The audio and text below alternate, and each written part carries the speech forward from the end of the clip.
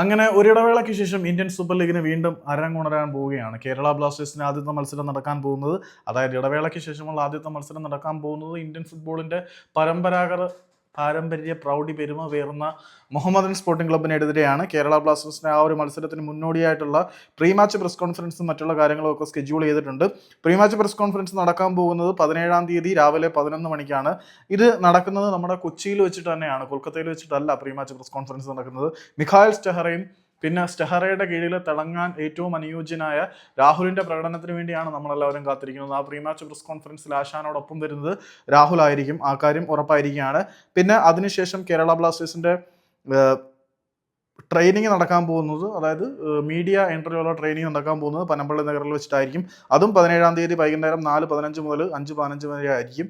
അപ്പം കേരള ബ്ലാസ്റ്റേഴ്സിന്റെ അടുത്ത മത്സരം സ്പോർട്ടിംഗ് ക്ലബിനെതിരെയാണ് നടക്കുന്നതെങ്കിൽ പോലും പ്രീ മാച്ച് പ്രസ് കോൺഫറൻസ് ഉൾപ്പെടെയുള്ള പരിപാടികൾ നടക്കാൻ പോകുന്നത് കൊച്ചിയിൽ വെച്ച് തന്നെ ആയിരിക്കും.